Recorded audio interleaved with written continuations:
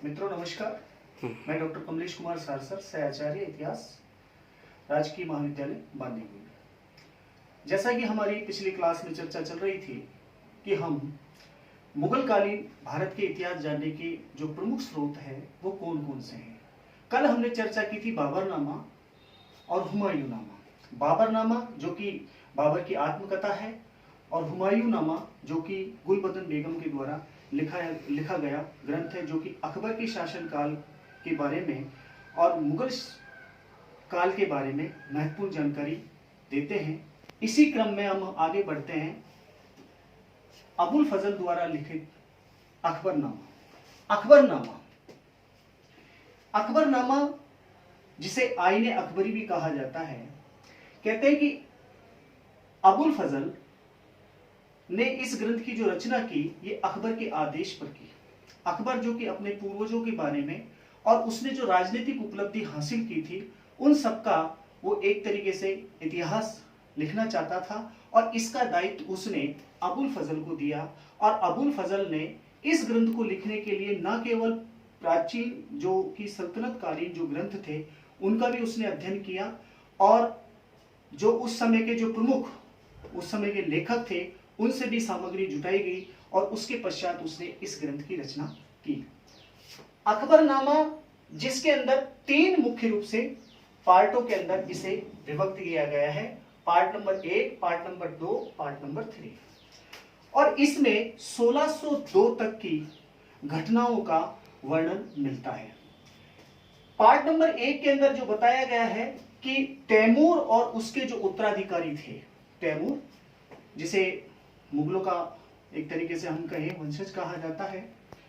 तैमूर ने भारत पर जो आक्रमण किया इसकी जानकारी भी मिलती है और बाबर ने किस तरीके से भारत में मुगल साम्राज्य स्थापित किया इसकी जानकारी भी अबुल फजल के द्वारा दी गई है। और शेरशाह सूरी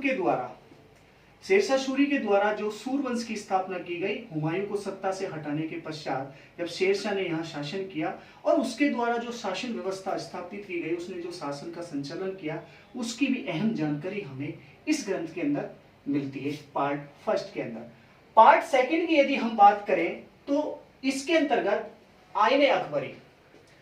अकबरी इसका सेकंड पार्ट है और इसके अंदर अकबर के शासनकाल की प्रमुख घटनाओं का वर्णन, कहने का मतलब कि 1602 तक की, अकबर की मृत्यु 1604 में हुई और 1602 तक की जो घटनाएं जो प्रमुख रूप से उस दौर के अंदर हुई उन सब का उल्लेख हमें इस पार्ट 2 के अंदर आईने अकबरी के अंदर मिलता है।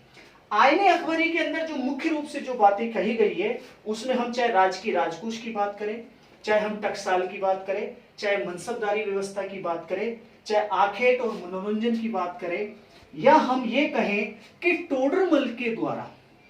जो भूराजस्व व्यवस्था स्थापित की गई जिसे देसाला पद्धति कहा जाता है, टोडरमल जो कि शेरशाह सूरी के शासनकाल में भी रहा था। और एक समय का यहां मैं उदाहरण दे के माध्यम से अबुल फजल ने बताया है कि एक समय जब अकबर ने अपने राजकोष का निरीक्षण किया तो उसका राजकोष पूरा का पूरा खाली पाया गया। तब उसने एक ऐसी भूराजस्व व्यवस्था स्थापित करने का यहाँ प्रयास किया और उसका दायित्व उसने राजा टोडरमल को सौंपा और राजा टोडरमल ने एक स्थायी बंदोबस्त स्थापित किया 10 साल का, जिसे आईने देसाला के नाम से जाना जाता है। उसमें किस प्रकार से भूमि का वर्गीकरण किया गया और किसानों के पास में जिस प्रकार की भूमि है उनसे जिस प्रकार से टैक्स लेने हैं, कर लेने हैं, उसका सारा का सारा उल्लेख हमें इस आईने देसाला जो पद्धति है इसके अंदर देखने को मिलता है। सबसे जो महत्वपूर्ण बात यहां हमें देखने को मिलती है कि अकबर की जो धार्मिक नीति थी, धार्मिक नीति के अंतर्गत उसने जिन सभी धर्मों का समावेश किया और उसने एक नवीन संप्रदाय कह सकते हैं हम या पंथ कह सकते हैं या धर्म भी कहा गया है कुछ इतिहासकारों के द्वारा, उसने जो दीन इलाही जो धर्म या संप्रदाय स्थापित किया, चलाया, उसके बारे में खासकर जानकारी हमें इसी ग्रंथ से प्राप्त होती है। कहा जाता है कि 1575 में अकबर ने फतेहपुर सीकरी के अंदर एक धर्म संसद की स्थापना की जिसे इबादत खाना कहा जाता है। इबादत खाने में उसने बाकायदा सभी धर्माचार्यों से विचार विमर्श किया,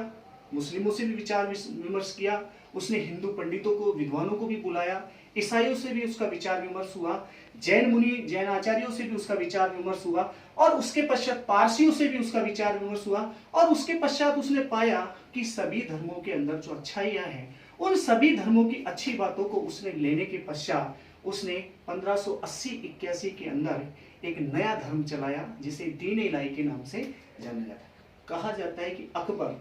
जो कि एक उदारवादी प्रवृत्ति का व्यक्ति था, उसने दीन इलाही धर्म स्थापित करने के उपरांत, यहां अबुल फजल लिखता है, उसने दीन इलाही धर्म स्थापित करने के पश्चात सभी राजपूत राजाओं, या ये कहें कि उसके दरबार में जो भी उच्च पद पर आसीन थे, उन सभी के समक्ष उसने इस धर्म की पूरी व्याख्या प्रस्तुत की, और उसने आग्रह किया कि आप भी इसी धर्म के अंदर जुड़िए। किसी के ऊपर उसने जोर जबरदस्ती की बात यह नहीं की। केवल एकमात्र ऐसा हिंदू राजा कहे हम, जिसको अकबर ने उपाधि दी थी, उसने ही इस धर्म को स्वीकार किया, जिसे महेश दास कहा जाता है, और मुगल कालीन भारतीय इतिहास में उसे बीरबल के नाम से जाना जाता है। केवल बीरबल ही वो व्यक्ति था हिंदू जिसने इस दीन इलाही धर्म को स्वीकार किया था। दीन इलाही धर्म के अंदर जो उसने आने के लिए किस प्रकार से व्यक्ति को अपने जीवन काल के अंदर दावत आयोजित करनी है, शहंशाह के प्रति अपना समर्पण भाव प्रदर्शित करना है, अग्नि पूजा का जो महत्व है, इन सारी घटनाओं का जिक्र हमें इस ग्रंथ के अंदर देखने को मिलता है। खासकर बात हम यहाँ करें तो अकबरनामा के अंदर चित्रकला के बारे में भी, और उस समय जो अकबर के द्वारा जो उसकी जो राजनीतिक उपलब्धियां रही थी, उसने जो राजनीतिक अभियान चलाया था, उन सारी राजनीतिक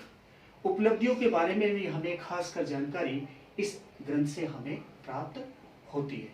थैंक यू। बंद करो।